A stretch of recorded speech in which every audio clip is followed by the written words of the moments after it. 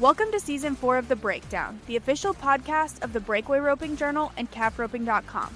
This season, we're diving into both the breakaway and calf roping like never before, bringing you the personalities, successes, and horses that make these events great. You can expect training tips from the top ropers, stories from the road, and industry news that goes beyond the numbers. I'm Hannah Wheeler, your calf roping host. And I'm Lillian Kent, your breakaway host. And this is The Breakdown. Well, hello everyone, and welcome back to another episode of the Breakaway Breakdown. As you may have noticed, we have a new host over on the calf roping side of the breakdown, Miss Hannah Wheeler, who heads up our calfroping.com efforts. She's in charge of all of the rank video content and articles you see over there on calfroping.com. And we finally turned over the reins to the podcast to her as well. So super excited to have Hannah on the team. If you are not familiar with her, be sure to go listen to the introduction episode with Miss Hannah. But you tuned into the Breakaway Breakdowns. So today we are going to be talking about all things breakaway. So exciting weekend of rodeo this past weekend and heading into Cowboy Christmas. But we'll talk about Cowboy Christmas a little more during the episode. For now, I'm going to tell you about Nampa, Silver State, Fallon, and all the top earners of the week. I chat with Miss Maddy Jacobs, formerly Deerman, in this episode, and Cheyanne McCartney, who won the Snake River Stampede there in Nampa. So, give you a little rundown. Our top earner of the week was Maddy. She earned over $13,000 in Elko, Nampa, and Fallon.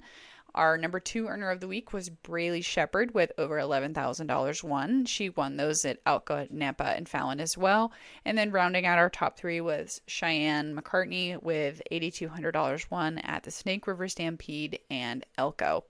Now, we have been doing our best to keep active results trackers on the website every weekend with rodeo results. So if you are looking for a little weekend update, see how everyone's doing, head over to breakawayropingjournal.com. And then at the end of the weekend, we usually do a little roundup with who won the most money, which is always super fun. I'm going to run through the top 20 on the WPRA World Standings real quick, and then we will jump into the episode. We start at number 1, Taylor Munsell, then Josie Connor, Aspen Miller, Kinley Bernice, Maddy Deerman, Jacobs, Joey Williams, Bo Peterson, Summer Williams, who had a fantastic week 2 weekends ago, Riley George. Riley, congratulations on the CNFR title. Brady Good, Cheyanne McCartney, Jenna Dallin, Shelby Bosley-Medjid, Suzanne Williams. Miss Braylee Shepherd is in number 15th, and we go to Tiata Gray, Macy Young, Brooke Ladner, Martha Angeloni, and at number 20 is our reigning world champion, Miss Kelsey Domer. So we have a stacked top 20. Honestly, let's be real, stacked like top 40 plus. But it's a knife fight out there, and I'm just really excited to be able to tell you guys about it. Before we jump in, I need to give a little shout out to roping.com. They are supporting today's episode, and we have a brand new series with Miss Taylor Munsell and Kelsey Domer rolling out now. So you guys be sure to go check that out. But for now, it's time to rope. Let's go.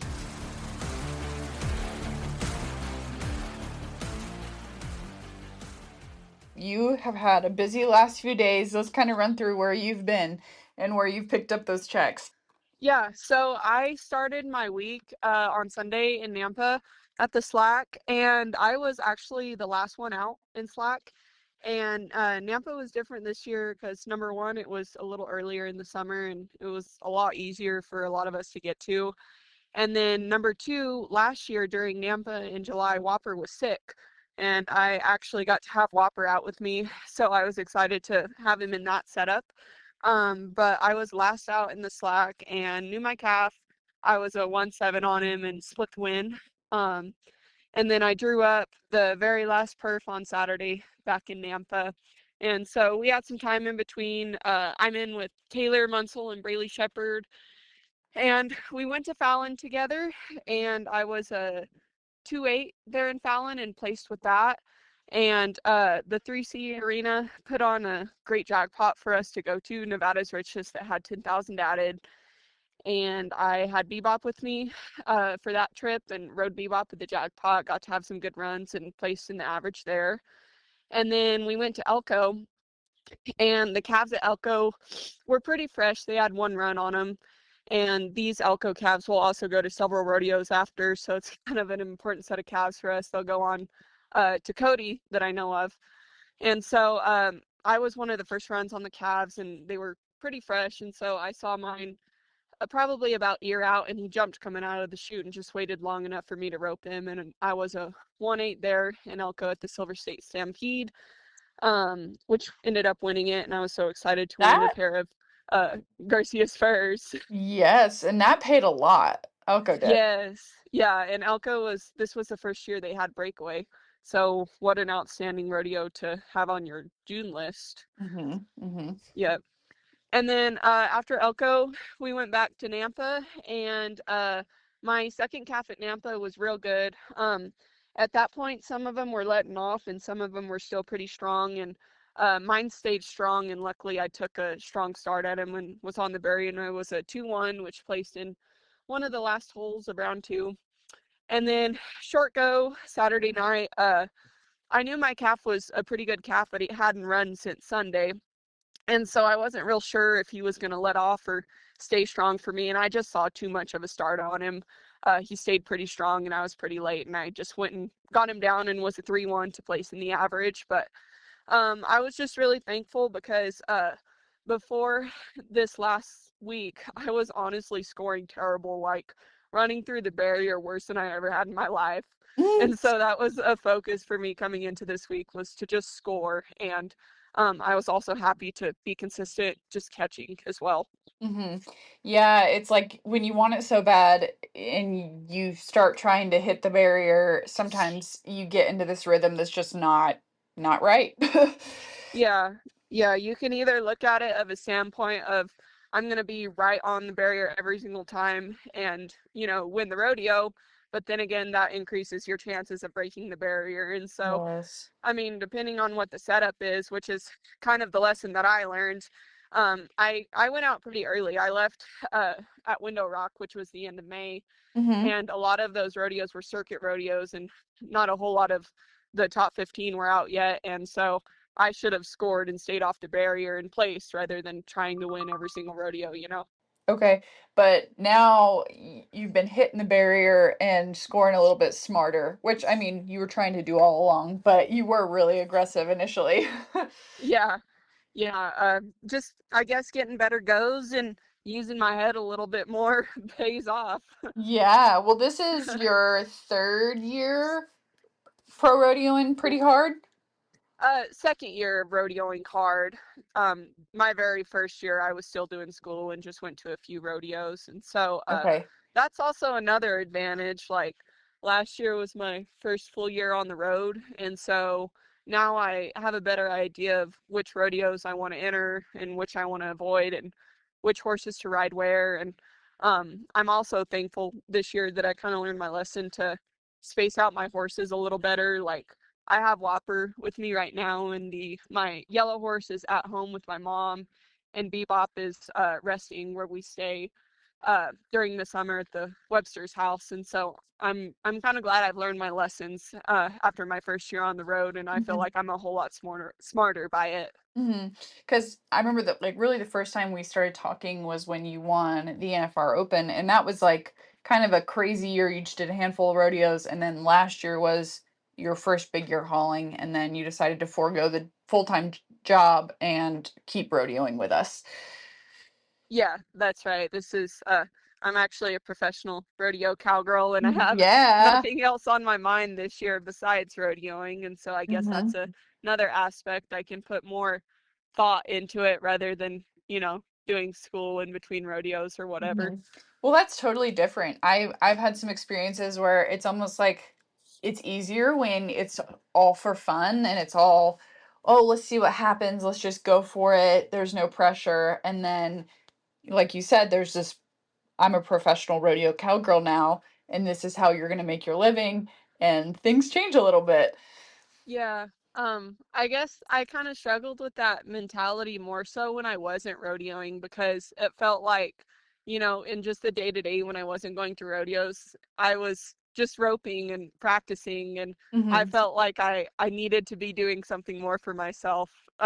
Especially because I usually had been doing school or grading papers or something like that in the past. But yeah, I really don't struggle with the pressure now, like competing that this is Mhm. my job, I'm a pro, I need to earn money. Like this is still just really fun for me, and I'm thankful to be out here doing this, you know? I love it. And I hauling with a fantastic group. Taylor had a great spring, and then Braley had a really nice week this last week. Yeah, Braylee roped outstanding this week, and a lot of I think almost all of the rodeos she hit at in the past couple of weeks were her circuit, so Mm. she's sitting outstanding right now. Yes, I'm about to go through and do a little circuit wrap up, so I'll get my finger back on the pulse of all those. But is she has her sorrel mare. Does she have any other horses? She has promised the sorrel mare with us right now. She's gonna ride her at Reno tomorrow, and then also at Prineville. Mm-hmm. And then the rig, it kind of depends on how we do. Hopefully it will go back to Reno because we all make the short round. Mm-hmm. And then my yellow horse is going to Greeley to get in Taylor's trailer, and Taylor will have Colonel there, and Braley will have probably a gray mare there. She's still deciding between her gray mare and her yellow stud. And so we're just kind of splitting up our horses and trying to get as many of the good rodeos at the end of this month as we can. Yeah, yeah. We were talking during our Monday morning meeting, and we were like, wait a minute. Cowboy Christmas is next week. We were like, wait, wait, we're not. Yeah. So You're telling me. And then Selena Century's open today, and we're like, what the heck? How has that much time gone by already? I know, I can't believe it's June. Okay, so talk me through what's next. You said you guys are heading to Reno, and we're gonna just speak that you guys are gonna also be going back to Reno. Kind of talk me through these next this next week or so. Yeah, Reno's tomorrow, and we've been watching it on Cowboy Channel, and the calves look pretty strong, and so we're actually able to practice today. We're gonna free our horses up and get them ready for a stronger pen of calves. And Mm-hmm. from Reno, we'll drive to Prineville, rope in the lane set up with the bigger calves, and then Mm-hmm. we'll fly down to Greeley and get our other set of horses, and either go Greeley Pecos, drive to Pecos, or we'll do Greeley and fly back to Reno for the short go, which is what we're aiming for. And after that, we'll kind of go to Prescott and meet up at Oakley and get in our separate rigs. And Taylor gets in with Kelsey because they're both the first set at Calgary.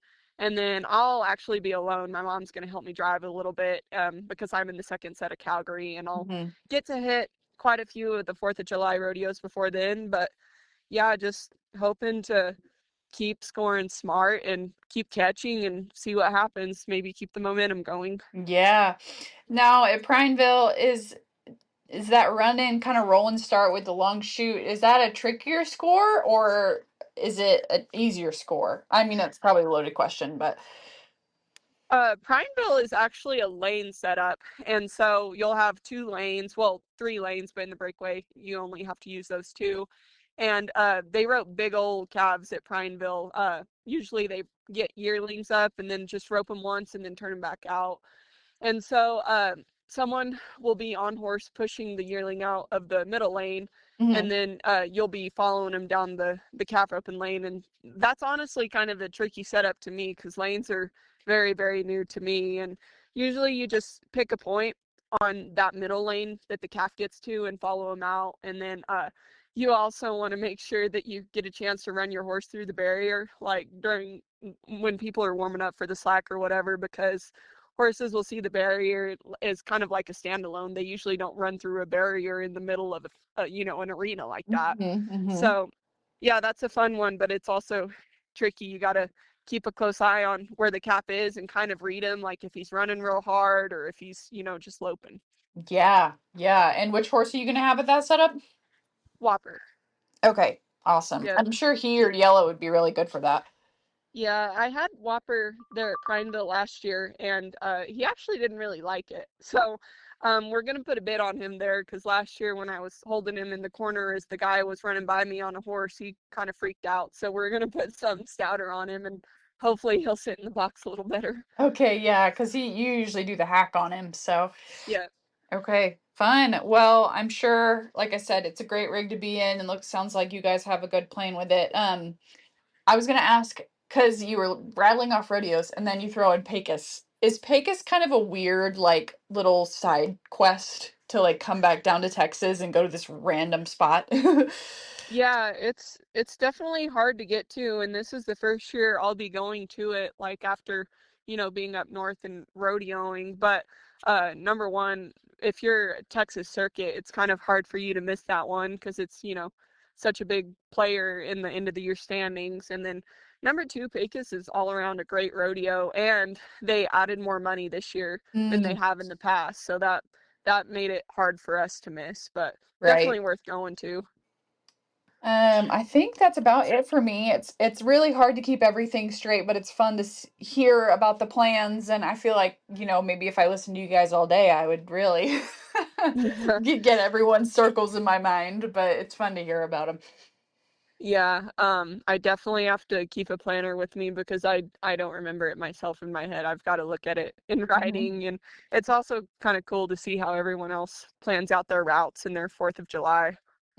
For sure. And, oh, well, this is a short setup. These are fresh calves. These are yearlings. These are, just always changing. Yeah, exactly. Okay, well, congratulations on your big weekend. I'm sure it's a it's a sigh of relief. I have you moving up like 5 places in the world standings, which is super exciting. Yeah, it was a much needed week. Now that I'm rodeoing full time, I decided to, kind of upgrade my trailer, and I have a trailer payment I need to be Oh, making, and yep. that's very welcome for that. Yes, yes. Okay, well, I appreciate your time, and I'm gonna give Cheyenne a call. All right, sounds good. Thanks for talking to me. Yep, catch you later.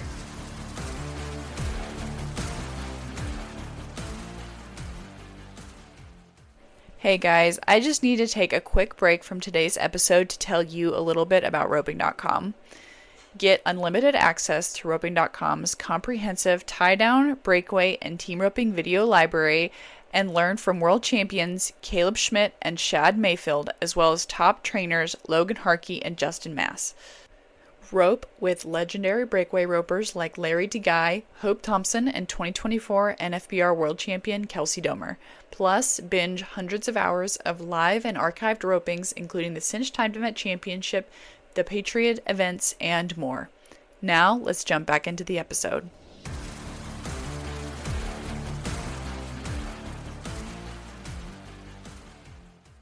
Well, hello, Cheyenne. I'm glad I finally caught you wandering around Reno today. Hey, how are you? I'm good. I feel like I'm juggling all the things with Team Roping Journal, Breakaway Journal, just trying to keep it all in the air right now, which I'm sure you guys feel similarly just out there on the rodeo road. That's right. I'm currently in Reno trying not to move because I'm going to lose service if I do. So, Yeah, I bet that just makes everyday life a little interesting when you don't have uh, service and then you do I and then you know don't. I didn't plug my Starlink in, so this is honestly my fault, but hopefully it stays hooked. Yeah. Is everybody pretty big Starlink user out there? I see quite a few Starlink satellites. I got one earlier this winter, and it is a game changer if you remember to plug it in. Okay. Talked to Miss Maddy. She had the kind of the high money of the weekend, but you came away with the win in Nampa, which was really fun. What's your history been at that rodeo previously? Oh man, I had a really horrible day at Nampa last year. The horse that I was riding was lame, and I ended up borrowing Madison Uthier's rooster, and I didn't have any luck. He did amazing, but it was a pretty rough day there for me last year. The horse ended up being fine. He ended up having an abscess, but I was real. It was completely from 0 to 100 from last year to this year. This year was an amazing experience at Nampa for me, but that's just rodeo. You know, we go to a lot of the same places, and sometimes it's great, and then sometimes you're ready to wash it and try it again the next year when you get there. Yeah. Has there ever been a rodeo that you're just like, this is such a bad, or like maybe you've had multiple years that you're like, this is a bad vibe, I'm not going back? Yeah, I think that everybody, once you go to these a couple of times, you kind of have an idea of what rodeos you like and which ones aren't your favorite. And now that we have 80 rodeos to go to, you definitely want to take into account the different setups and what kind of horse you have and where your horse fits best and just where you like to rope. I think that is a huge thing. I think it's going to be really important, and it's already really important this year. But the rest of the year, I think that's going to be really important for me. Yeah, yeah. What's some of your like checklist items when you're looking at rodeos? Obviously the added money, and then it's if it fits into your circles that you're already making.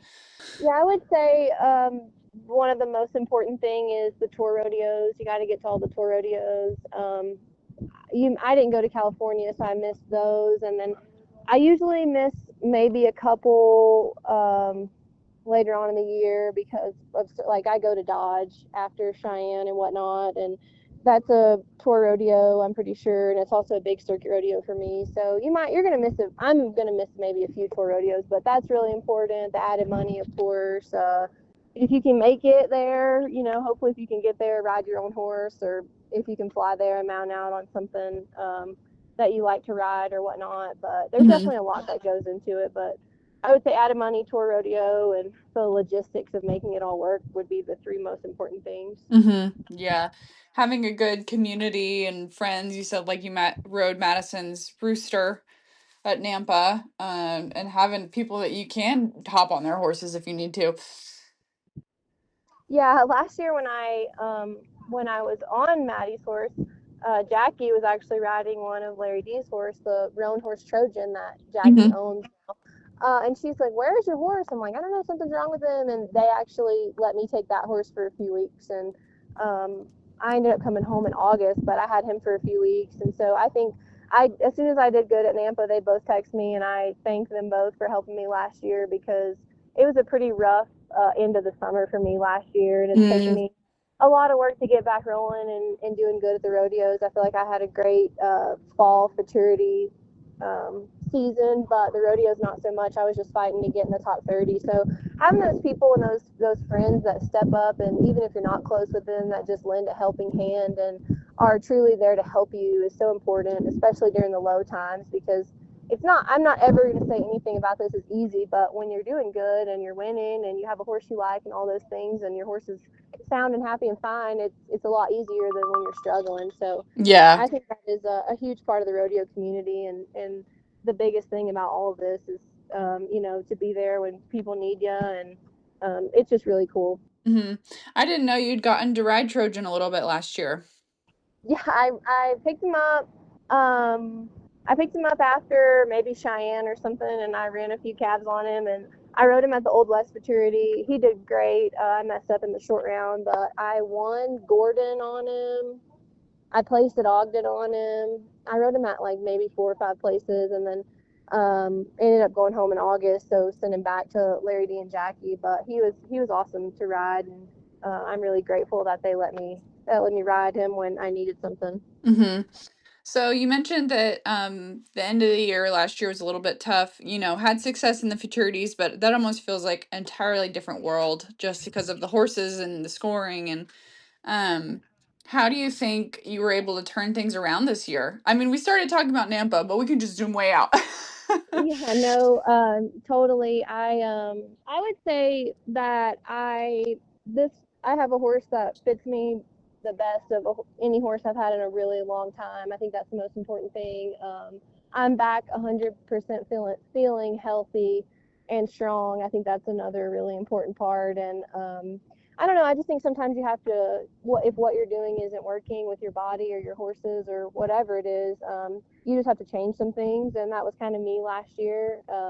I decided to come home in August because it wasn't looking like a great shot for how I was feeling and how it was going for me to make the final. So I wanted to come home and focus on the futurities, and I'm glad I did because I feel like if I would have stayed out and it maybe wouldn't have went as good for me at the fall futurities. I've won Mm-hmm. around 40,000 at the Regatta Breakaway and around 20 or so thousand at the AQHA World Show and got my first AQHA title. And it was really tough for me not to make the NFR or the Kimes Breakaway, but I feel like I came home and got stronger and ready for the chances that I had to rope for big money. And I rope for a living, so a lot of times you just have to make tough decisions. And in January, Cody told me that he had a horse from New York coming down for me to try, and I kind of looked at him like, okay. And I love this horse. We've had some growing pains and had to kind of get to know each other, and I think there's always going to be that,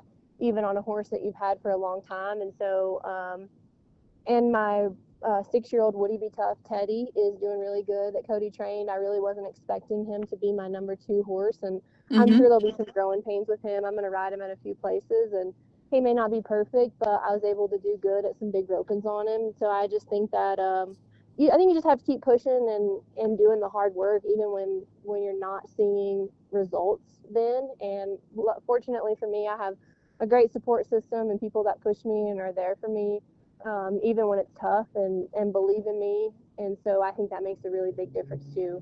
Yeah. What were some of the health things that you were going through last year? Like, was it shoulder stuff or? Yeah, I found out after Cheyenne. I went and got my shoulder looked at, and I just had really low range of motion. I have a few minor tears in my shoulder, my labrum. I guess they called it a slap tear, and I mean they're still there, but my range of motion was so low. I mean, I didn't know this at the time, because I guess I never put my hand on my back and tried to see if I could push off of it, but that was one of the things they tested when I went in. And we ended up injecting it, and then after we injected it and I got all my range of motion back, my shoulder was it was way too mobile and would almost slip a little bit.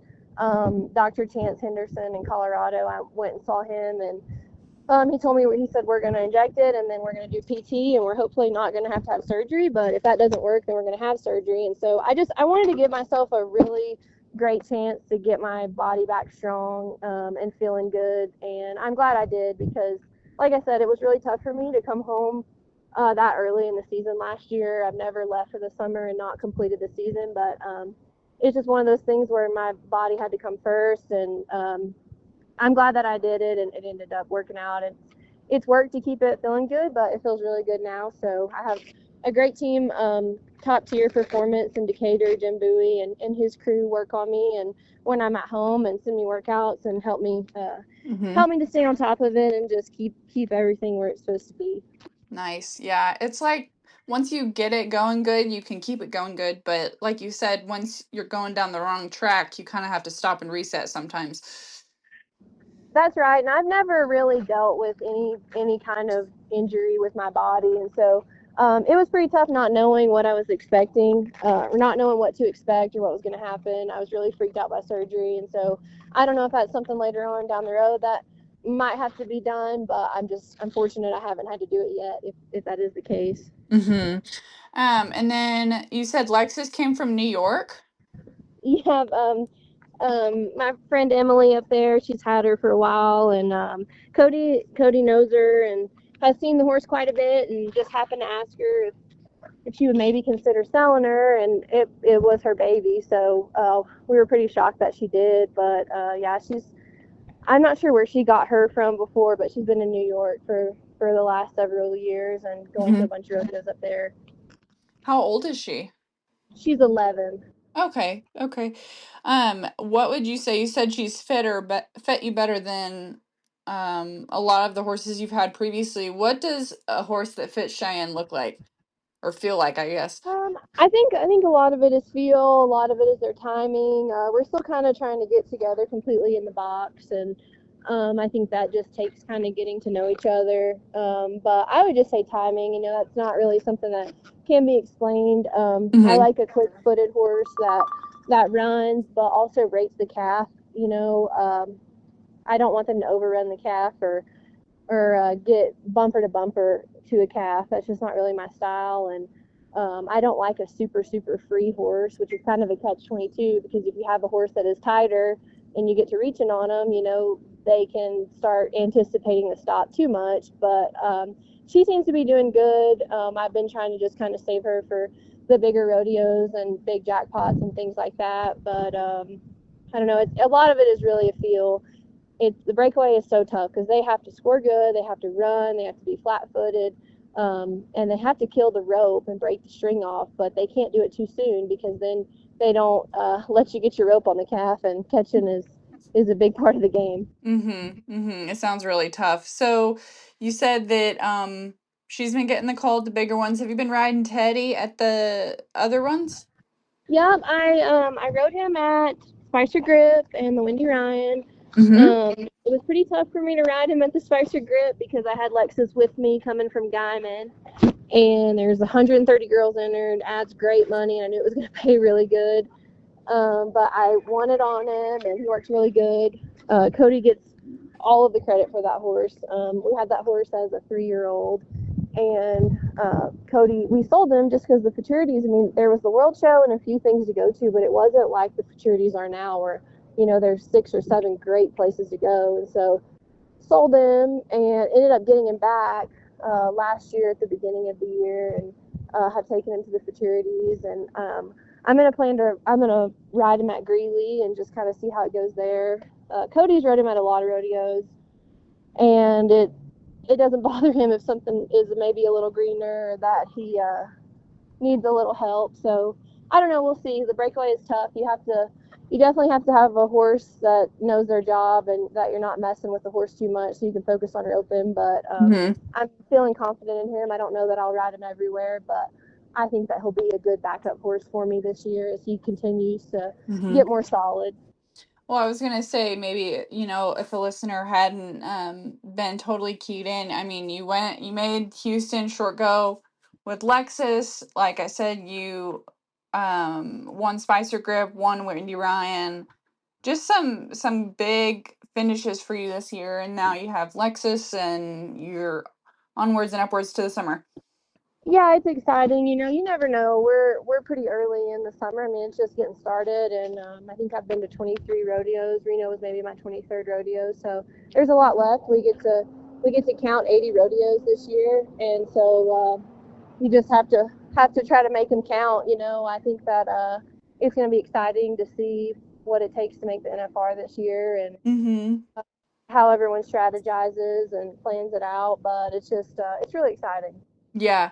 Well, and different girls are claiming different circuits. And I mean, I know you're sticking with Prairie, especially because that's home for you. But it's really interesting to see the different strategies that are going to come out of this.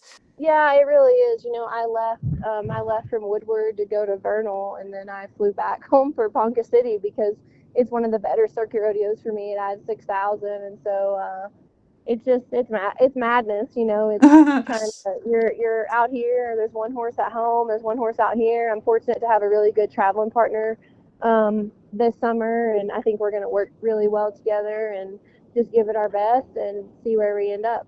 And remind me who you're hauling with. I don't remember. Timber Allen brand. She's roped forever, Okay. but she has primarily barrel race. She's always had a roping horse on the trailer, but this year breakaway roping is her number one event. And so I was excited when she said she was just going to be a breakaway roper this summer because we've been friends for a long time since junior high, but we've never gotten a rodeo together because, I mean, it's tough for her to enter the barrels and the breakaway together, let alone have someone that's, I mean, it's not really possible to do it if you're not just breakaway roping, the two of you. Yes. Yeah, that's fun though, especially when it's somebody that you've known so long and that you're compatible with. Yeah, it definitely is. It makes the load a little lighter to carry, you know, when you have somebody that is picking you up when you're down and you're doing the same for them, or if you have to fly somewhere or something, you know that your animals are taken really good care of. I think that's a big thing, that, you know, they take care of your stuff just like it's theirs, and they're just a good teammate. Yeah. Kind of bringing it back to the whole reason I called you initially, Nampa. We were talking about how this year had been so different than last year, and then we got real sidetracked and went down the rabbit hole. But well, talk me through your runs over there in Nampa. Yeah, first round I was towards the beginning. Had a first run. The calves, they had a list on them from state finals that happened just recently, and there was two different lists, and they both said the calf was really good. He looked really good. I was 1.8. That was my fastest run and probably the best calf I ran. My second round calf Saturday afternoon, I kind of went a little too early, had to pull, was a little longer than I wanted to be. I was 2.7, and I was grateful to get the calf caught with a mistake, because a lot of times if you make one mistake in the breakaway, you're completely out. So I was glad to just get a time on the board and make the short round. And so then I think I was fifth or sixth high call. And then my short round calf was the strongest calf I ran. So I just was trying to get a really good start. I was 2-1 on him, and I was in the back, and I really couldn't hear very good. I thought there's no way that I was going to win it just with the ropers that were behind me. And Brady Good actually told me that I won it, and I'm like, no way, because I could see that everyone was catching their calves, but I couldn't hear the times, and so she told me that I won it, and I thought, no way, you're lying. She's like, yeah, you did. And so I really didn't believe it until someone came and got me and told me that I did. But you just never know in the breakaway. Sometimes a 2-1 will get it done. Sometimes, someone can be 1-7, especially in a fast setup. So you really, really never know. Well, I bet it was a great little confidence boost, kind of get you more in the mix as far as the top 15 go. It was there. Anytime you can get a lump sum of money in one place and capitalize and things go your way, it really helps a lot. And there's so many more places we have to go rope. So much more money that we're roping for, and anytime I feel like I was 2.9 at Elko last week, and I had a first run. The Cats had one run on them, and there was a lot of broken barriers in the first run of calves, but there was also a lot of fast times, and I was a little bit off the barrier because I really didn't want to crash the barrier, and I was 2.9. I thought there's no way that's going to get money, but I won last hole and won 300, and I was almost just as excited about that as anything, just because 2.9 out of 100 doesn't really get money, doesn't usually get much money, but it did. So you can strategize all you want, but a lot of times you just have to try to go make the best run you can on a game plan for what you think your calf's going to do, and then just see what happens with the rest of the field. Totally. It's definitely a lesson in staying the course every single time. It is. It can be. That's something I've learned. In the past, I feel like I've gotten better at just focusing on making the best run I can, and there's nothing else you can do but besides that. So usually I feel I'm, for the most part, getting better about that, just roping, and if it goes good, good. If not, you go to another one. Yeah. So talk to me about the next week or so. I can't believe that Cowboy Christmas is already upon us. Yeah, I can't really tell where it starts and ends, but we roped at Reno this morning. No good for us here. Today's Tuesday, we'll go to Primeville on Thursday, and then Greeley on Friday, and that'll finish the week for us, and then we'll start all back over next week. Next week I go to Prescott, Cody, I go to Oakley, Calgary, and St. Paul, maybe, and possibly Basin City also. Okay. Yeah, definitely a lot of running around, but it's just going to be you and Timber making all the drives and everything? Cody's going to come out next week. He's going to take my rig to Calgary for me, and I'm going to fly there. So he'll be out here for a little while to help, and then he'll go back home. Okay, that's awesome. Yeah, Calgary's going to be really fun this year. I know it was really exciting when they said that it was going to be in the big show, and then it was a little stressful too because this is the first year I've had to go to the qualifier for Calgary. So I was very excited. I was very excited to get that done and be able to compete there. Yeah, awesome. Well, wish you the best of luck, and congratulations on Nampa, and hopefully we'll be chatting with you again soon. I hope so. I'm going to work on it. I sure appreciate it, Lily, and thanks for having me on. Yes, I will catch you later.